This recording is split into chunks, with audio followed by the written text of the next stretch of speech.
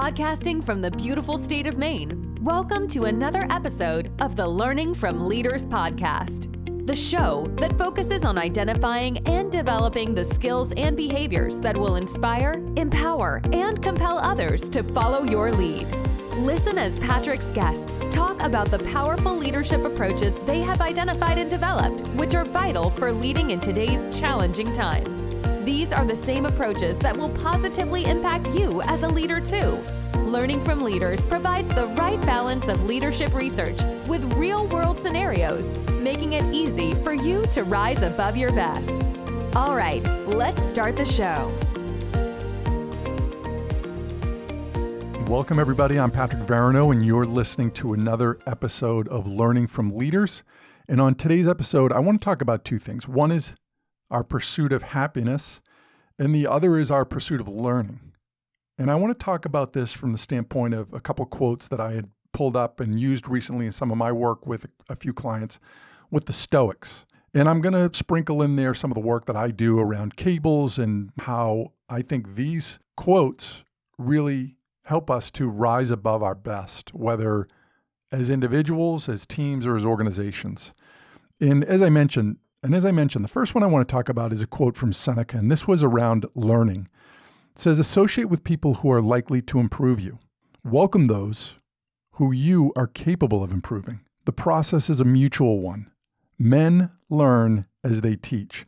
And obviously, this was written 2,000 years ago, roughly. We can replace men in here with whoever you want.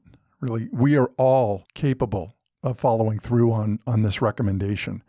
And as I look at it from a standpoint of cables, there are a couple things that I'm able to draw out in the work that I do. And in two of the behaviors in cables, one is the A, which is around appreciation, and the other is around B, or belonging. Now, the first part of this, associate with people who are likely to improve you.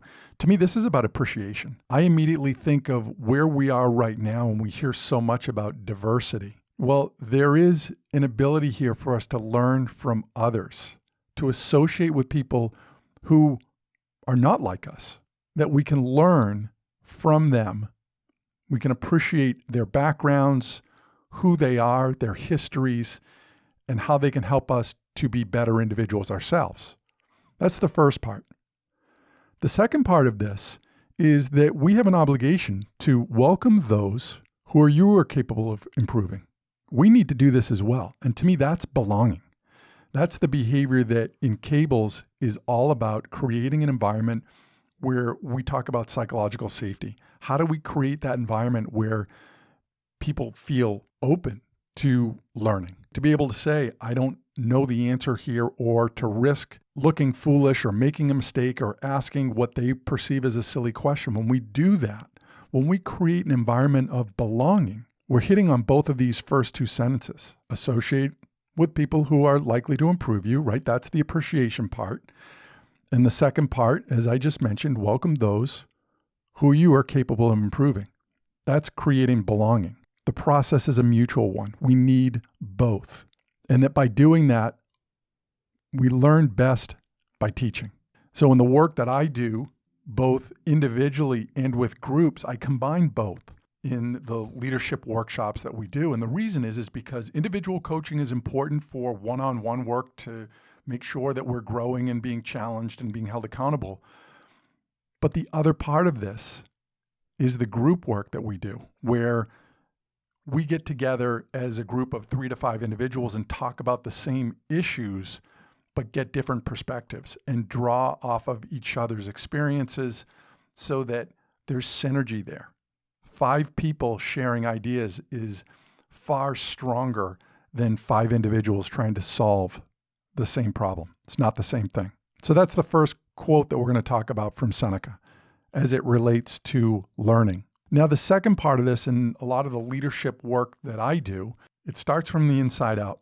And I believe if you're not in a good place personally, you can't be there for other people. And I've seen this over and over again, that people who are unhappy, are stressed, lack well-being, oftentimes behave in ways that really aren't that favorable to those around them.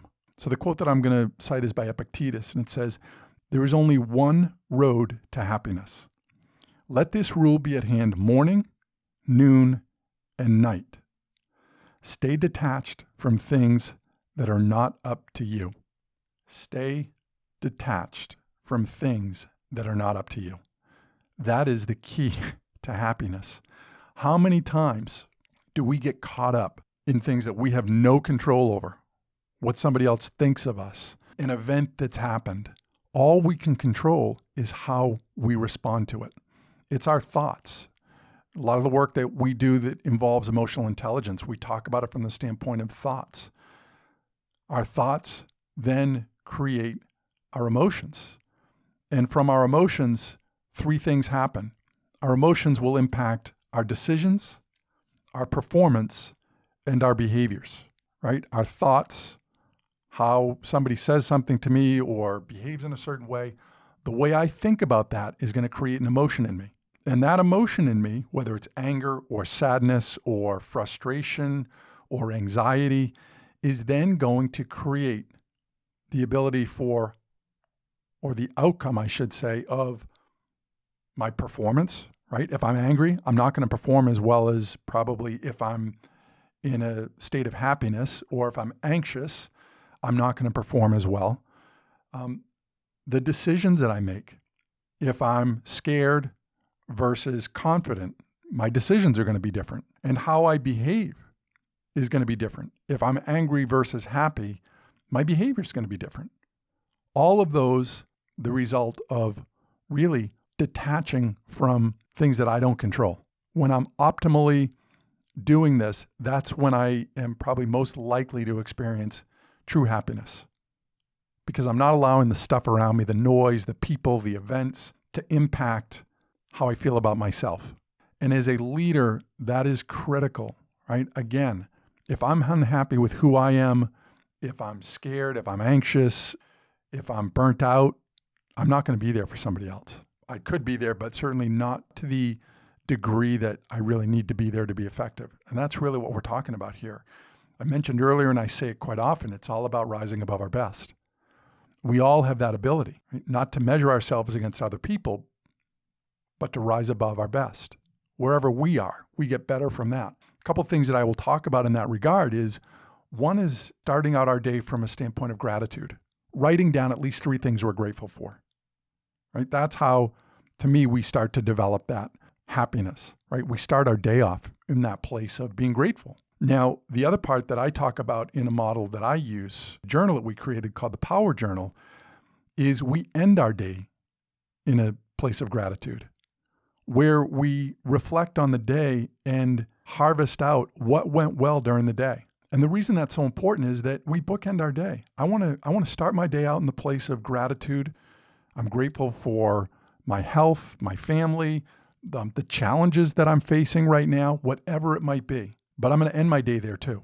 What am I grateful for? What happened today that I can be grateful for? Because let's face it, there are plenty of things I can think about that I might not be grateful for.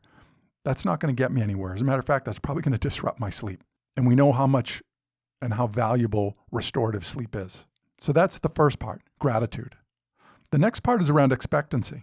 I'm going to expect that I'm going to accomplish what I set out to do, right? There's a belief in myself. There's, to me, an activation on faith that I believe that I'm going to get where I've set out to go. Now, this is not about being a Pollyanna or sitting back and saying, well, I'm just going to think positive thoughts and everything's going to work out. That's not it at all. Because the third component that we often talk about in regards to developing happiness or well-being or achievement is about discipline. And that, to me, is the mortar between the bricks of gratitude and expectation. That's the discipline of setting goals, of regularly practicing gratitude. Those are the things that are going to get us to where we need to go as it relates to happiness. Are they the only things? No, but they're solid strategies and activities that we can do that are simple, they don't take a lot of time, and they can provide great benefit in terms of strengthening that muscle of developing happiness. So those are the 2 areas that I believe would be worth focusing on. When you do those things, you really provide yourself such an opportunity to impact so many other people as a leader and to live a life that's more fulfilling. I hope you found this helpful and valuable. Until our next episode, I hope you're able to go out there and rise above your best. Thanks so much for listening to this episode of the Learning from Leaders podcast.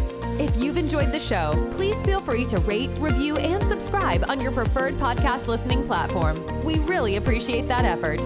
Until next time, keep rising above your best as a leader.